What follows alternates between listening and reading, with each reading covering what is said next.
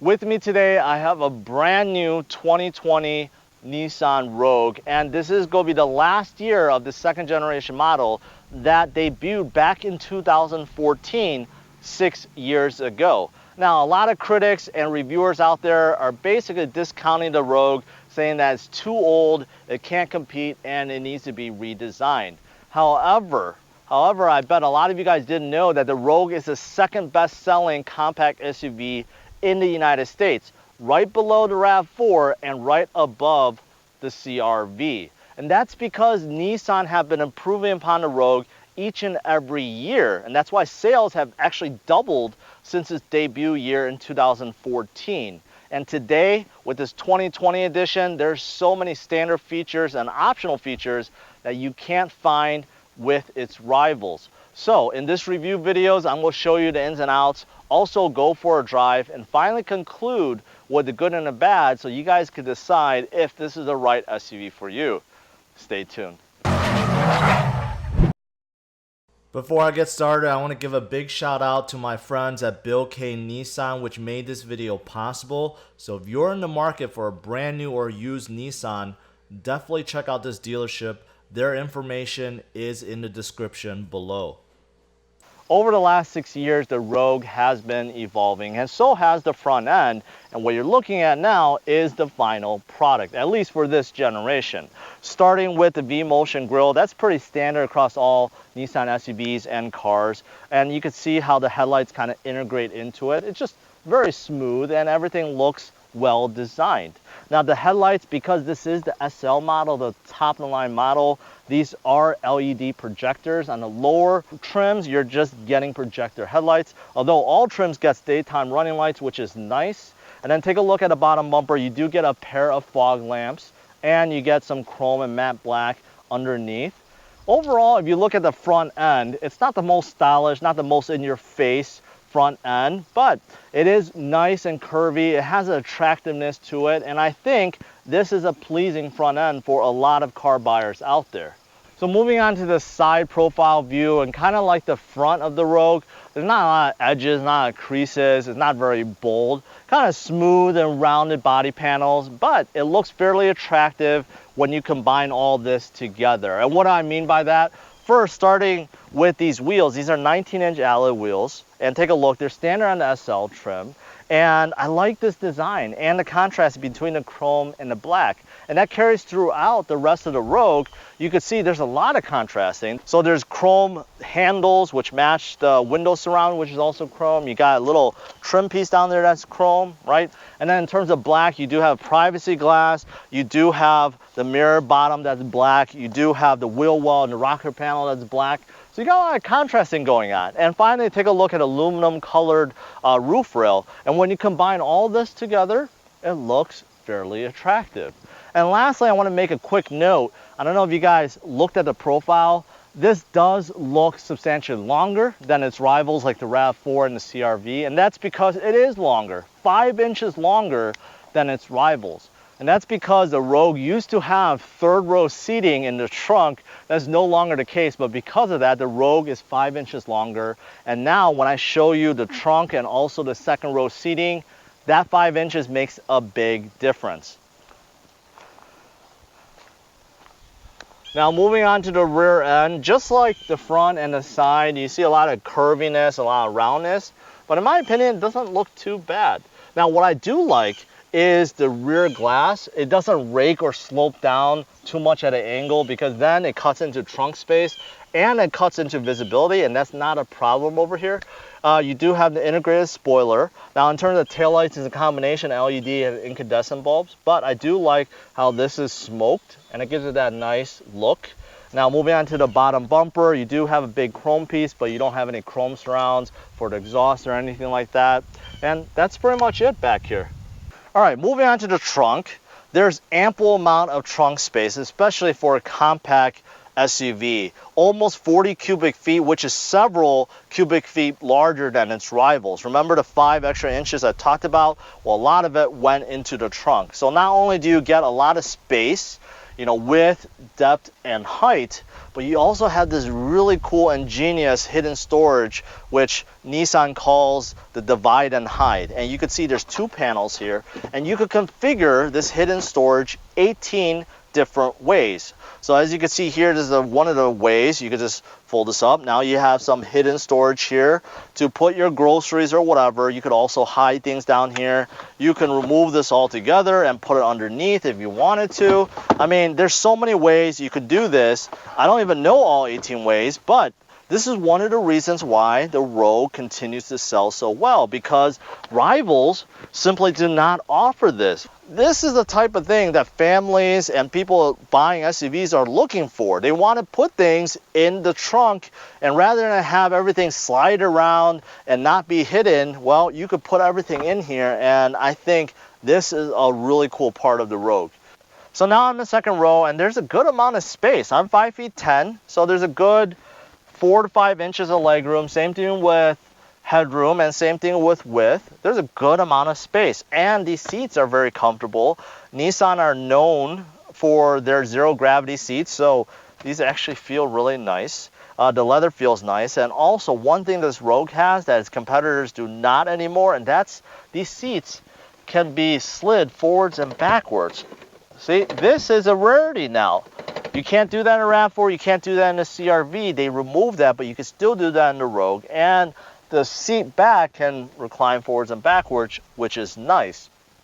So besides these comfortable seats that can slide forward and backwards, what else do you get? Well, you get a pair of vents, and that's pretty much it. There's nothing else. There's no 12V outlet, there's no USB ports, no cup holders here. In terms of cup holders, you get one in each door panel and in the middle armrest.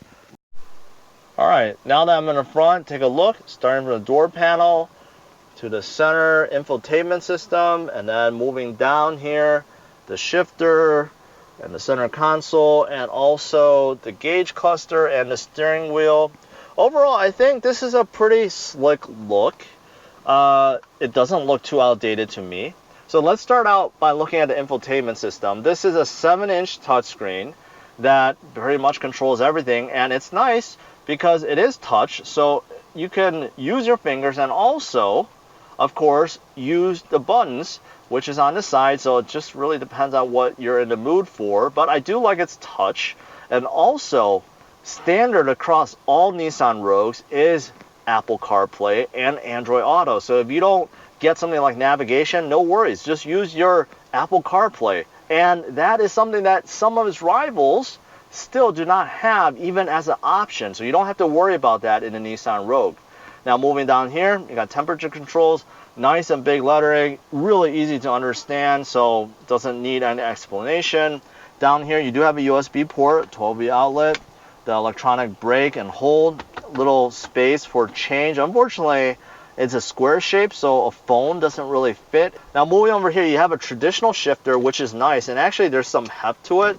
Almost feels like kind of like a manual almost, but the problem is it does take a significant amount of space. It's like right in the middle. Now the rivals either put it like on the dash here or to the side, so there's still extra space for things around.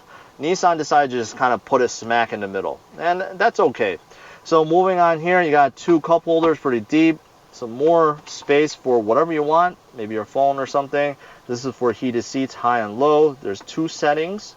And moving over here, you do have another USB port, a 12V outlet, and just some general space for whatever you want to put.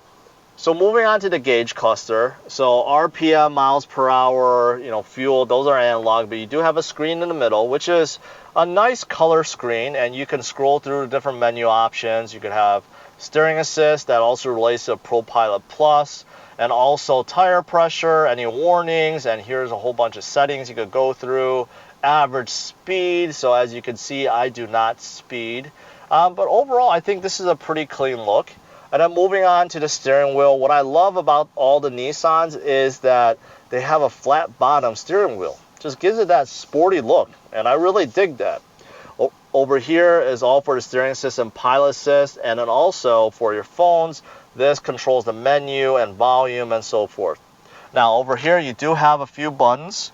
As you can see, you can have eco mode, a sport mode, and then all-wheel drive to turn on the locking differential, heated steering wheel, traction control. This is for steering assist. This is for the power lift gate and for the fuel door. Over here, it's kind of squished a little bit, but you can see here are the memory seat controls.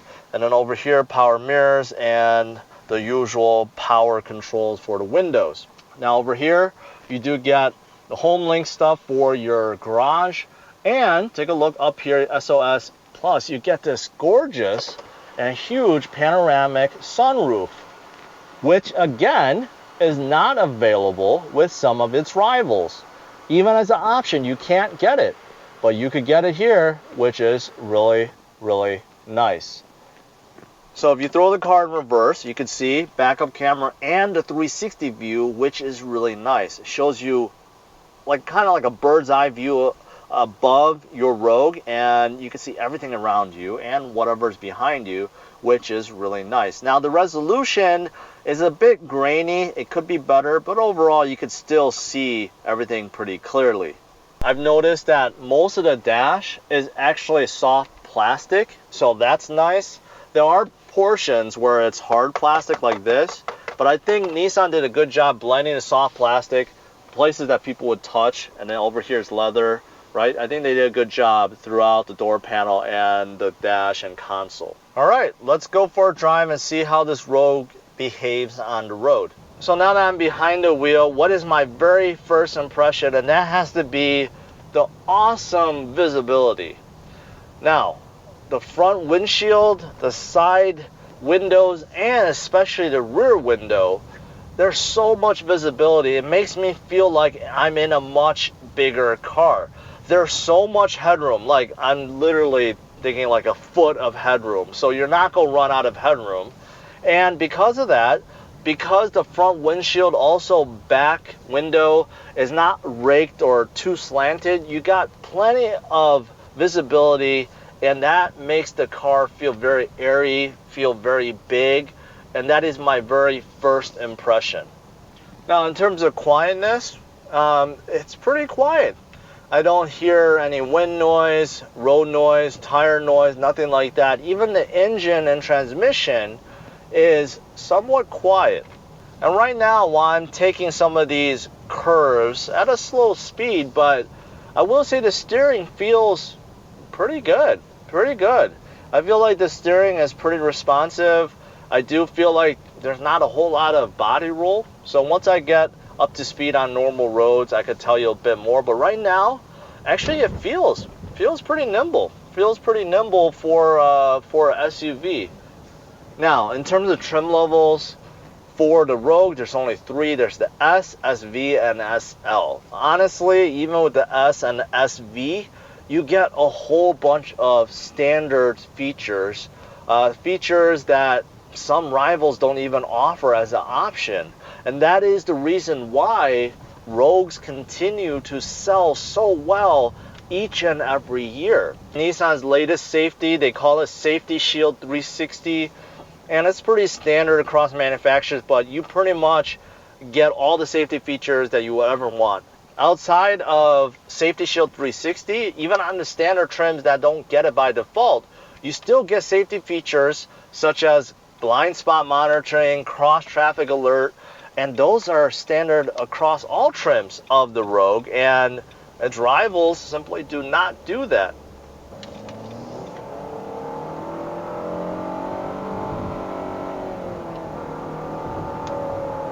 I just got up to about 55 miles per hour, and the engine made a lot of noise, and it wasn't very quick, but this felt about the same as its rivals. This Rogue has a 2.5 liter i4 that pushes 170 horsepower and 175 foot-pounds of torque. Now that comes in a full 30 horsepower less than a brand new RAV4 and 20 horsepower less than a CR-V. But driving in the real world, as I just got up to speed to 60 miles per hour, they all virtually felt the same. None of them were quick. Now, one of the biggest gripes that people have about this Rogue, and Nissans in general, is the CVT transmission and the use of it. Nissan has been doubling or tripling down on their efforts for CVT because they've been at it for a long time. They have made drastic improvements, but people still complain how it's loud, they don't like the way it drives, and so forth. But CVT is good at many things, such as fuel economy. So this Rogue, even though it's 6 years old, its MPG is still the same as its rivals. Still, combined MPG is at 28 miles per gallon, which is the same as a brand new RAV4, and only one behind the CR-V. Now, in terms of people saying there's a drone like this, right? You do hear a drone, you still hear the engine, but you know what? You get a lot of engine noise from a lot of these i4 engines that rivals put in as well. You know, if you're just accelerating regularly, you don't really even notice it, especially with the radio on. You really just don't notice it or hear it. I think reviewers and critics that make such a big deal about CVTs and how much noise they make and so forth, I think they're just being overly critical. And I think the general public agrees with me, which is why Nissan continues to sell so many Rogues today. Now, in terms of suspension, I do feel a bit more bumps. It could be because of the 19-inch wheels, but it could be the suspension itself. One good surprise is when I was taking some of those harder turns, I didn't feel as much body roll. I actually felt really controlled. Now, I just came to a stop. In terms of brakes, it feels normal. It catches on when expected. It has that nice linear stopping. Now, in terms of the price, Nissan is very, very competitive because they need to compete with the newest offerings from its rivals. And that's why they give so much. They're trying to give the most bang for the buck. That's why there's so much standard features and optional features that rivals don't even offer. So if you compare apples to apples, you're going to find that a Rogue is $1,000 to $2,000 less than a comparable rival. And in this case, the SL fully loaded is coming in at $36,600. And the best part is, if you guys are shopping for a 2019 or 2020, right before the new model change, most likely there's going to be a lot of incentives that gets tacked on, so that's going to drop the price even more. So something to consider. Now, as for these seats, these zero gravity seats, just like the rear, they feel very nice. They just feel like they're very comfortable, and they're not sports seats. It's not like a comfort where it's kind of holding you in. It's just a comfort where you're sitting in it and it hits all the pressure spots perfectly. It doesn't feel like there's a little bit that's sticking this way or that way. And you know, there are some car seats you just adjust and adjust and adjust, and it just never feels very comfortable. That's not the case. I didn't even adjust anything other than how far I'm away from the steering wheel. That's pretty much it. They feel really nice. So zero gravity seats, yeah, they really do feel nice. Alright, lastly, let's conclude with the good and the bad to this Nissan Rogue. Starting with the good, it definitely has an attractive exterior and interior. It is a good size, it's larger than its rivals. It has an awesome hide and divide hidden storage area in the trunk. The seats are very comfortable, including sliding rear seats. Standard Apple CarPlay, Android Auto across all trims. And Safety Shield 360 with some of its features standard across all trims as well.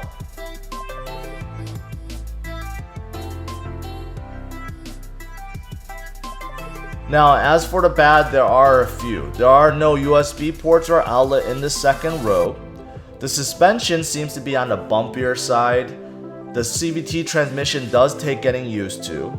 And there is no front ventilated seats as an option. If you're in the market and you're looking for a practical, spacious, and comfortable SUV with a lot of standard safety and tech features, then the Nissan Rogue should definitely be on your shopping list. Thanks for watching, guys. Make sure you hit the like button and subscribe to the channel if you haven't already, and check out some of my other videos that you see here. Take care. Bye-bye.